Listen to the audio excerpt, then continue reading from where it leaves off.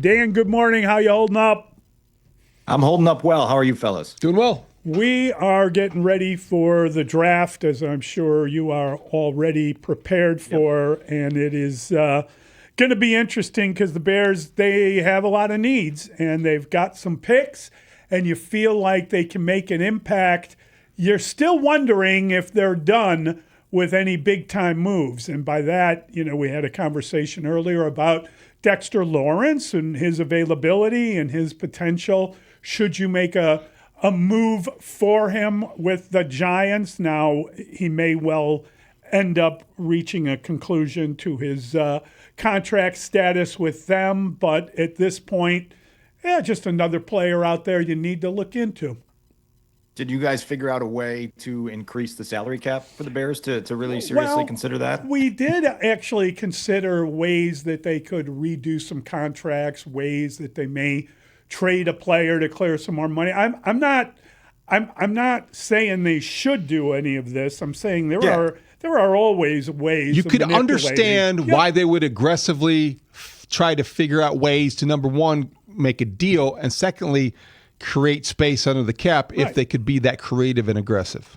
This is all the riddle that you have to do when you're a general manager, and you have to figure out how to balance short-term desires with long-term vision. And that's what they're going to be doing up at Haugh Hall. It does feel like in the last 5 years, there's been like this additional wave. This wouldn't be free agency, but sort of where the draft goes. And then now there's all these veterans that are still out on the street and on the shelf that you can go explore. And so I think right now teams are very micro-focused on the draft and seeing what they can get done there. And then if you get left hanging in the draft at certain positions of need, now you've got to figure out what some of the considerations to fill those are.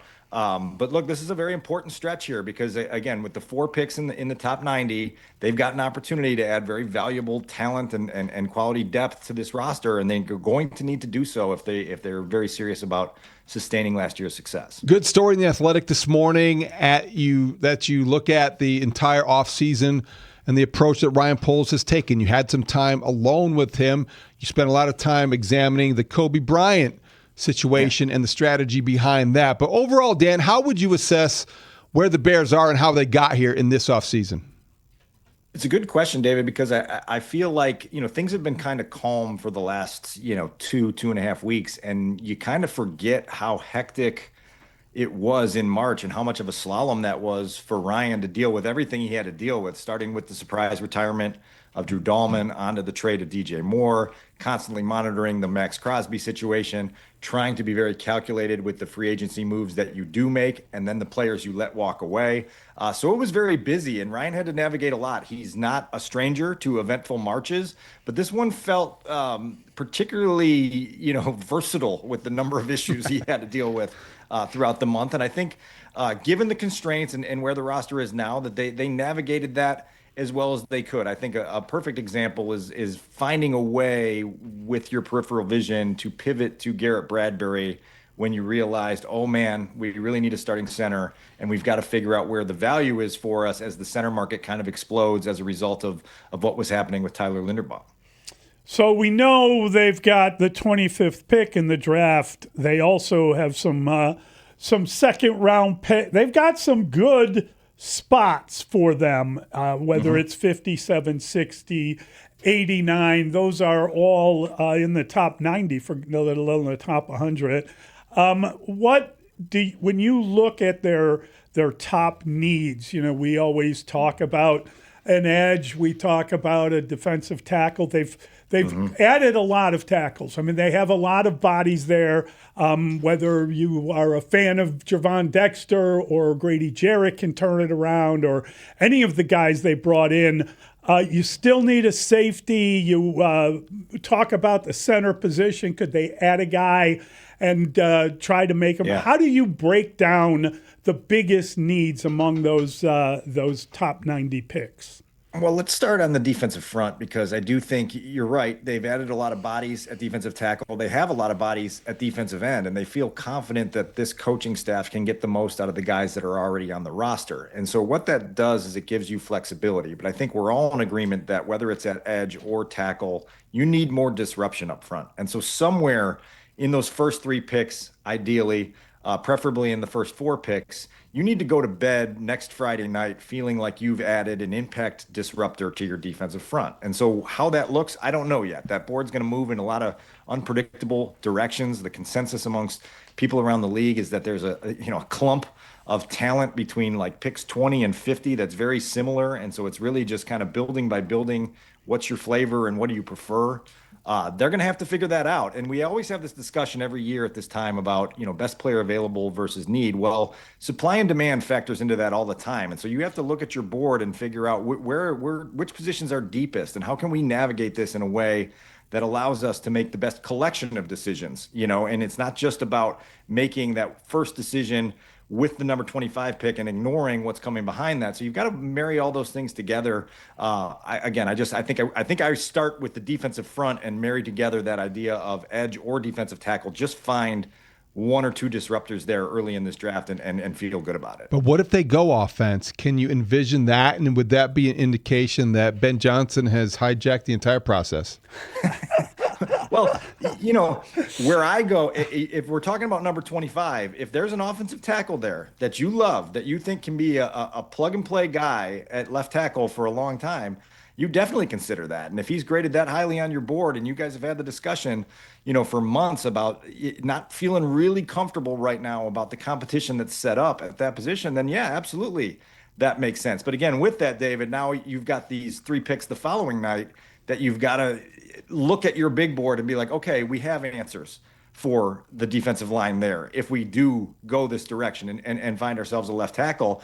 And I've been saying for weeks, like, having been through a few of these mock draft experiments here, they're going to have a pretty cool menu to choose off of when they get to number 25. Now it's just a matter of getting yourself comfortable with the fit, both schematically and in your building, and then just trying to find a way to, again, make sure that pick marries up with the way the rest of your board will unfold throughout the weekend. Dan, there is no doubt that they have a lot of needs. And so that makes you wonder how a trade up would look. Would a trade down be better? Just the number of players they have to get. The other thing is they got a draft coming up in the next year. Could you see them trading a pick to get more out of this draft, or are those off limits? How do you look at what they need right now just to get their team to the playoffs yet again? Yeah, and that's it. You just don't have a huge margin for error if you are serious about, repeating as division champs and contending in an NFC North that's really stacked. And so you just have to be really, really on top of things and finding the difference makers. And it's a crapshoot. We talk every year that every building in the league feels like they've got something in their draft room that's an answer key for the draft. And every year we know that whatever board they have up there is wrong. It's like filling out an NCAA tournament bracket. You can't have that right ever. And so convincing yourself that it's right is one thing, and then going about it and trying to pick the best, most possible success out of that board is a real challenge. And it's why GM's shelf lives aren't very long in this league, because it's very hard to do. And so to your point, there's going to be this void right now if they keep all the picks they currently have on day 3, where you're going to go 3 hours without picking, and so you've got to figure out, if you're Ryan, are you comfortable with that? Or do you want to move around in a way to maximize spaces on the board that makes sense? When we talk about every year trading down in round 1, everybody loves the idea of trading down. The age-old reminder is somebody's got to be willing to trade up for somebody in order for you to trade down. And so it's like you can do all your mock scenarios and be like, oh, it would be great to trade down here. If nobody's calling for your pick, it doesn't matter. And so you've got to be ready to pick there and find a guy that can help your program right away. Okay, so I'm helping prepare you for tomorrow night, which 6 to 8 with Mark Grody, Take the North live right here at the Score. And it's going to be a lot of fun on the Blue Cross Blue Shield performance stage. Somebody is bound to ask you, Dan, who is your favorite player in this draft? Not necessarily who the Bears will pick at 25, but maybe if you were to engineer things and things fall a certain way, do you have a player that fits that description? Who's your guy? Are you planting questions with the Take the North Yes, live audience? That's now exactly what I'm doing, Dan. To really stump me. I'm trying to. Now Yes. I've got about 30 hours to come up with a better answer to this, but my initial answer here, I'm going to give you a random one. I'm going to give you a day two center, and it's Jake Slaughter out of Florida. If you're looking at Garrett Bradbury as sort of a bridge guy, final year of his contract here to help Caleb, and you're trying to find somebody that you can develop, that's a player that seems like he fits everything that the Bears are after in terms of the intelligence at that position, the passion for the sport, the proven productivity and experience, in his college career. And so that's probably a boring one for a lot of people, because usually I'll give you, some sleek receiver or running back and somebody that scores a lot of touchdowns. I'll get a better, more prepared answer for this question by Thursday evening. But that's a starting point. Jake Slaughter, Florida. I got to tell you, I love the term impact disruptor, because that seems like exactly what would really help this team. Having said that, the last time they took a pass rusher in round one, Leonard Floyd in 2016. Yeah. That's insane. The time before that was Shea McClellan in 2012. I mean, aren't they due a defensive impact disruptor at that number 25 spot? Is there any, as much as we talk about there could be a left tackle there, or hey, you know what? No one's thought about a wide receiver. Look at this guy. I still can't get past how limited they have been in terms of taking exactly what you described, impact disruptor. Well, one little context asterisk to that number. Don't forget they spent their 2019 and 2020 first round picks on Khalil Mack, right? That was right. They spent two future ones to bring in an impact disruptor that was very disruptive in season one, and then kind of fell off and never became the type of, absolute every week all pro that you expected him to be. And so, but yeah, like to your point,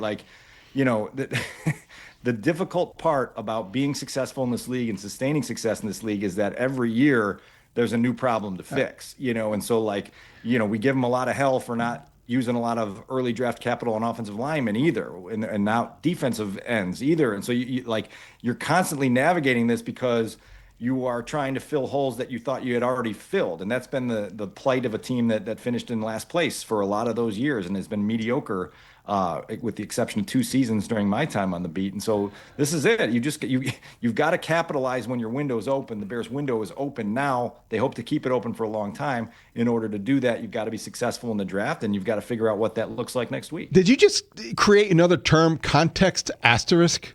Did you just – that's another term we have to add to the Dan Wiederer expanding vocabulary here of terms.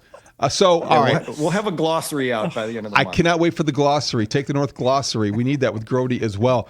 Dan, when you look at Ryan Poles, who you wrote about this morning in The Athletic as I referenced, and you talk about importance of this draft compared to previous drafts, we always talk about the pressure on a guy, and we look around and we compare it to what's going on in Detroit and maybe Minnesota and Green Bay in the division. In your mind, what is at stake, if anything, weighty for Ryan Poles in this draft? How much pressure is he under?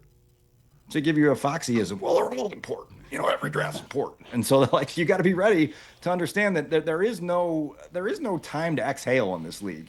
It's one of the benefits of having a guy like Ben as your head coach is that reminder is there every single day. Now, that reminder is going downward toward the players who will return to the building next Monday for the offseason program and be told immediately, we've got to take our game up a level. Well, it also applies in the front office. We've got to take our game up a level in order to get this thing to sustain itself inside, again, a division that you referenced. It's really, really difficult right now, and none of those teams seem ready to retreat. And so this is important. It's a very important time, and you're not sitting where Ryan Poles has sat for many of his years running a draft where you're picking very early on Thursday night. You're going to have to sit there for a couple hours and be very patient and understand that the board's going to move in some different directions, and you just got to be ready to surf it the way that gets you, again, a player. You've got to come to that podium Thursday night really believing that you have made, to use a phrase that Ryan uses a lot, that you've moved the needle with your team, that you've gotten enough talent out of that first pick, and then obviously the 3 that we expect them to take on day 2 to move the needle and be better as a football team than you were as a division champion a year ago. And so that's pressure packed for sure, and that pressure is never going to subside, in my opinion.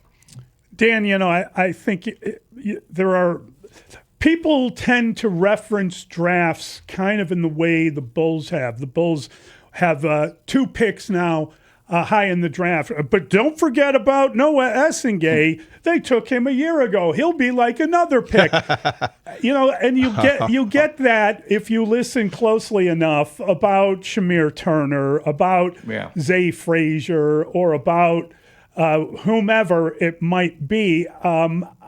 Do you buy that in any way? Do you buy the idea, given the fact that they did pretty well on offense a year ago, that some of these players that are sitting around that haven't really made the impact yet they're playing well and they're coming in as almost like another pick? I appreciate the optimism on Shamar Turner, and I think they feel really confident in his play style. I just look That's so clever. You guys know me well enough to know that guys with availability issues aren't guys that I love to count on, and it's just hard to do. It's hard to say, we expect a guy to do something that we've never seen him do before. And so I like, to see it, to believe it. And so Shamar Turner's got a lot on his plate this year with as much as they've talked him up as being a guy that can be versatile up front and give them that edge and play with that aggressive play style that they want to have. He's got to show that to us. He's got to show that to us, a little bit during the spring, and then when training camp starts, and then he's got to be good in preseason games, and then he's got to last more than 2 months of the regular season. And so that's the challenge of the NFL. It's it's an everyday proving ground. And until you've proven it every day for a number of years, you can't really expect consistent success, And so I think that's one of those situations that we're just going to play the wait and see game, even as they express a lot of internal confidence about it. Great stuff, Dan. Thanks, Dan. Start preparing for tomorrow night. Already going. Let's get it done. All righty. That is Dan Wiederer. Does a great job, and you'll be able to watch him, listen to him tomorrow. What a great opportunity. A week before the draft, Yep. Dan Wiederer, Mark Grody, Take the North podcast live, Blue Cross Blue Shield performance stage, 6 to 8. That's 2 hours of just draft talk.